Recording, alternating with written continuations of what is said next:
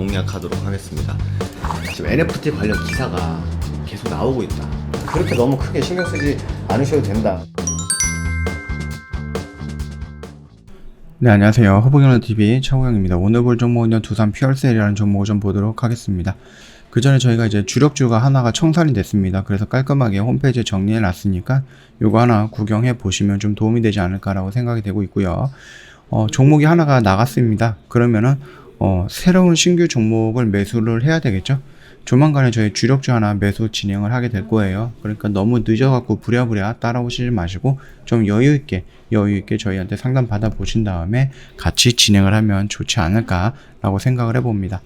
재생에너지 지금이 매수의 적기다, 대선에도 끄떡 없다, 이런 식으로 좀 이슈가 나오긴 했는데 글쎄요, 조금 자극적인 멘트인 것 같습니다.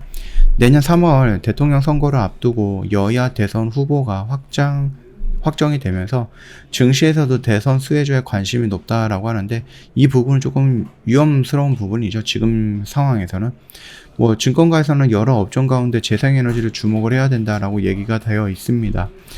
신재생에너지, 그래서 태양이든 풍력이든 2차 전지든 수소든 결국은 우리가 좀 가야 되는 그런 미래 방향인 건 맞아요. 미래 방향은 맞고, 이때 또 수소라든지 이런 쪽으로 좀 진행이 된다라고 하면 우리가 두산 퓨얼셀을 또 빼놓을 수가 없는 부분이겠죠.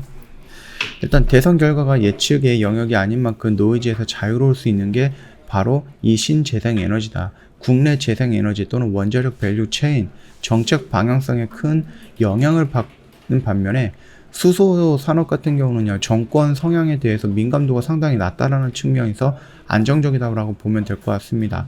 예를 들어서 국민의힘 같은 경우는 원전을 해야 된다라는 거죠. 그리고 민주당 같은 경우는 원전보다는, 지금 정부죠, 원전보다는 신재생에너지, 그러니까 태양과 풍력에 집중을 해야 된다라고 하는데, 만약에 원자력이 된다라고 했을 때, 국민의힘이 된다라고 했을 때 원자력에 집중을 하게 되면은 자연스럽게 태양과 풍력 쪽은 좀 주춤하게 될 거죠. 근데 민주당에서 또 다시 한번 대통령이 나온다라고 했을 때는 그 지금의 정책을 이어갈지는 모르겠으나, 이거 정확한 건 아니니까 잘 모르겠고요. 모르겠으나 일단은 원자력은 현 정부의 지침대로 진행이 된다라고 하면 원자력은 우리나라에서는 신설되지는 않을 수가 있다라는 겁니다. 기술력만 그냥 팔겠죠.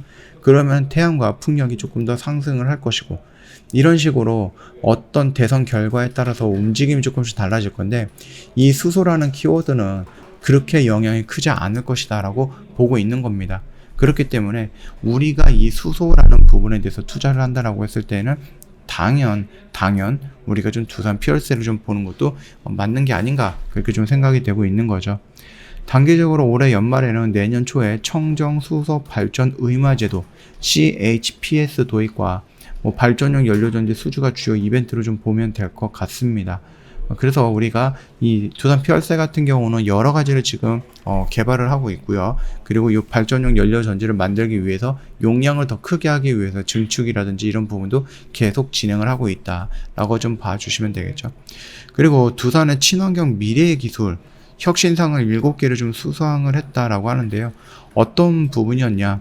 수소 연료 전지 시스템 트라이젠, 이 부분 같은 경우는 다이렉트로 연결되는 게 어디예요? 두산 퓨얼셀 쪽으로 연결이 되겠죠.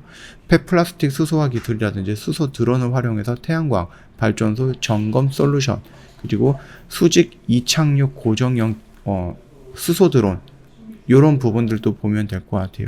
거기다가 PFC 카메라 로봇, 이런 것들도 다 들어가 있는데, 일단은 좀 우리가 좀 보는 것은 이 수소라는 키워드들이 굉장히 여기저기 많이 들어가 있습니다.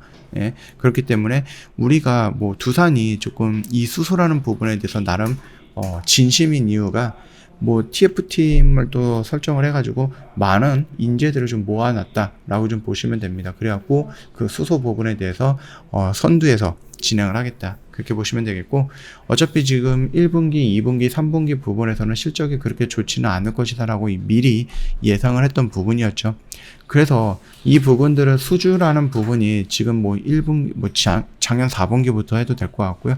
4분기, 1분기, 2분기 이런 부분에 좀 들어오지 않았고 3분기에 조금 들어왔다가 그 부분이 이제 4분기에 어느 정도 몰리지 않을까, 또는 4분기에 몰리지 않는다라고 하면 내년 1분기에 어느 정도 몰려서 수주가 들어오지 않을까라고 생각을 하고 있는 부분입니다. 그렇기 때문에 우리가 지금 당장에서는 포기하는 게 아니라 조금 긍정적인 관점으로 지켜보면 된다라고 좀 말씀을 드리는 겁니다.